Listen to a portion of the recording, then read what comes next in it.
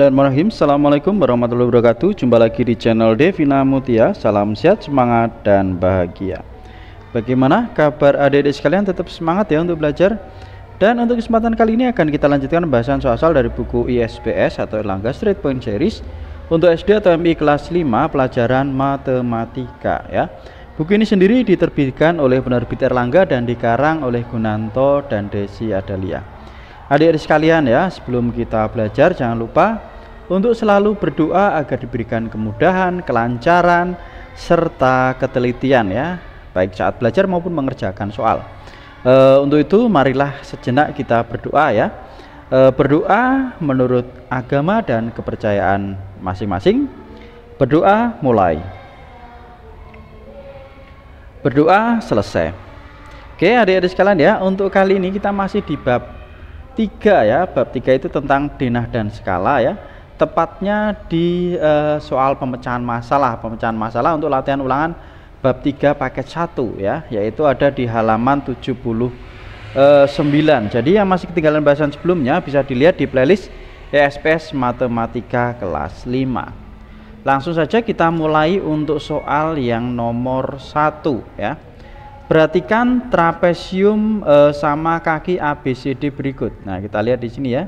Di sini ada trapesium sama kaki ya, yaitu ABCD. Nah, yang mana koordinatnya untuk A, kemudian B dan D sudah diketahui. Nah, yang ditanyakan adalah koordinat titik C. Nah, untuk mencari koordinat titik C, adik-adik sekalian ya, kita lihat di sini. Jadi untuk koordinat titik A, nah di sini ya, berarti ini di pusatnya itu di 0,0 ya. Jadi X-nya 0, Y-nya 0 ya. Kemudian B itu di sini ya, berarti ini di 9,0 ya. Jadi sumbu X-nya itu 9, Y-nya 0. Jadi kalau yang garis ini berarti ini nilai Y-nya adalah 0 ya.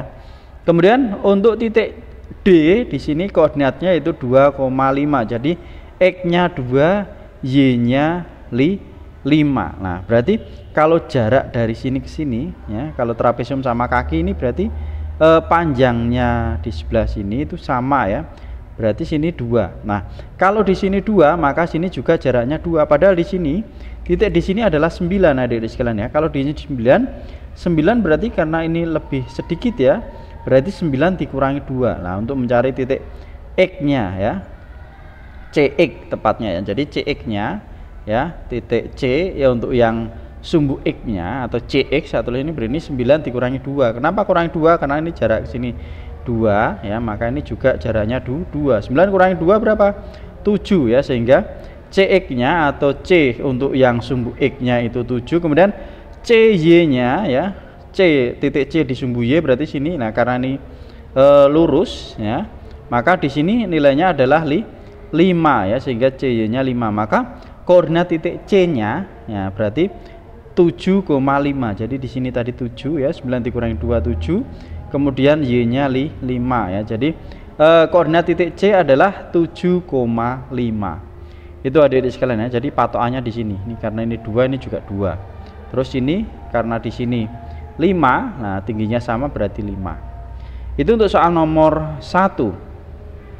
Kita lanjutkan ke soal nomor 2 ya. Soal nomor 2. Di sini ada sebuah denah ya, ada gambar denah ya.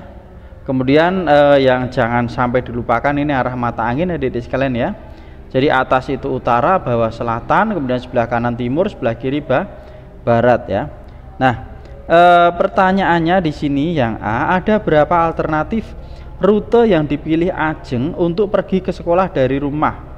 Tuliskan ya, rumah Ajeng di sini, sekolahnya di sini. Nah, di sini berarti ada beberapa alternatif ya. Ini saya tuliskan ada 2 alternatif ya. Nanti Ajeng dari rumah ya keluar menuju Jalan Kasuari. Nah, ada pertigaan, nanti belok ke arah timur ya, melalui Jalan Jalak, kemudian ketemu pertigaan lagi, belok ke arah utara ya, ketemu pertigaan, belok ke timur ya, melewati Jalan Elang sampai mentok ya, kemudian belok ke selatan melalui Jalan Cendrawasih. Nah, sekolah berada di sebelah kiri jalan ya, ada berada di sebelah kiri jalan kan, dari sini ya, atau sebelah kiri.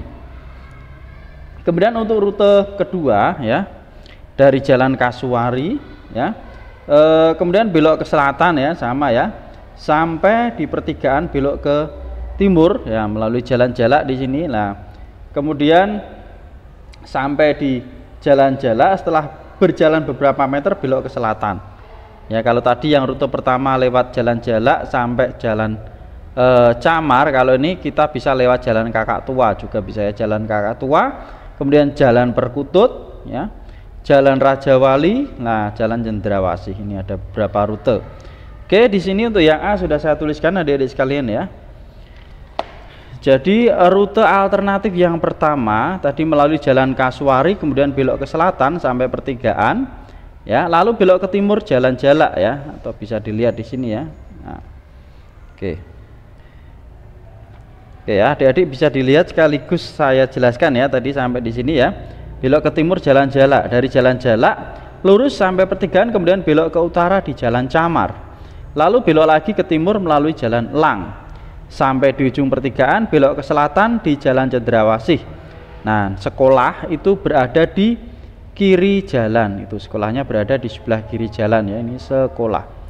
Itu untuk rute alternatif yang pertama ya. Kemudian untuk rute alternatif yang kedua ya, ini melalui Jalan Kasuari, kemudian belok ke selatan sampai pertigaan, belok lagi ke timur Jalan Jalak. Setelah berjalan beberapa meter lalu belok ke selatan Jalan Kakak Tua ya, kemudian belok ke timur ke Jalan Perkutut.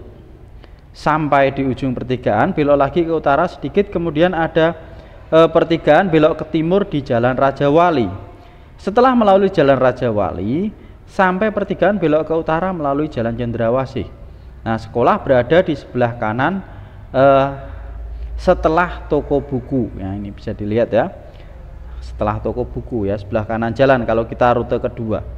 Berarti kita lewatnya ke sini ya adik-adik sekalian ya, ini rute kedua. Kalau rute pertama tadi kita dari Jalan Kasuari, Jalan Jalak, Jalan Camar, Jalan Elang, nah Cendrawasih sini. Nah, pertanyaan yang B, jalur manakah yang paling dekat? Nah, jalur yang paling dekat adalah rute alternatif yang pertama tadi ya, jalur yang pertama, yaitu melalui Kasuari, kemudian Jalan Jalak ya, kemudian Jalan Camar ya, Jalan Elang, nah sampai Cendrawasih. Itu jalur yang paling dekat. Itu adik-adik sekalian ya untuk soal nomor 2. Selanjutnya kita ke soal nomor 3. Denah rumah digambar dengan skala 1:500. Panjang dan lebar rumah tersebut pada denah adalah 3 cm dan 6 cm. Lah, ini sebenarnya lebar ya, harusnya lebar dan panjang ya, lebarnya 3, panjangnya 6. Biasanya kalau panjang itu yang lebih panjang. Ini nanti saya tuliskan berarti ini lebarnya, ini panjangnya. Pertanyaan yang A, berapa luas tanah tersebut sebenarnya? Kemudian yang B, jika kamar pada rumah tersebut berukuran 3 meter kali 4 meter, berarti lebarnya 3, panjangnya 4. Berapa ukuran kamar pada denah? Kemudian yang C, jika rumah tersebut digambar dengan skala 1:300, tentukan ukuran rumah pada denah. Oke, untuk soal nomor 3 di sini udah saya tuliskan ya. Jadi diketahui skalanya tadi 1:500, kemudian panjang rumah pada denah 6 cm, lebar rumah pada denah 3 cm. Ditanyakan berapa luas sebenarnya ya. Jadi yang lebih panjang itu saya anggap panjangnya ya. Kemudian yang B, jika kamar berukuran 3 kali 4 meter ya, 3 meter kali 4 meter, berapa ukuran kamar pada denah? Kemudian yang C, jika skala 1:300, berapa ukuran rumah pada denah? Oke. Kita jawab yang A terlebih dahulu ya, cari panjang sebenarnya. Panjang sebenarnya itu sama dengan panjang pada denah dibagi skala ya. Panjang pada denah tadi 6 ya, 6 cm ya, skalanya 1:500, berarti sama dengan 6 kali 500 per 1. 6 kali 5 30 tambah 02 jadinya 3000 cm. Nah, kalau sebenarnya ya berarti satuannya biasanya meter, maka kita bagi dengan 100, dari cm ke meter ya, naik 2 maka kita bagi 100, hasilnya 30 meter.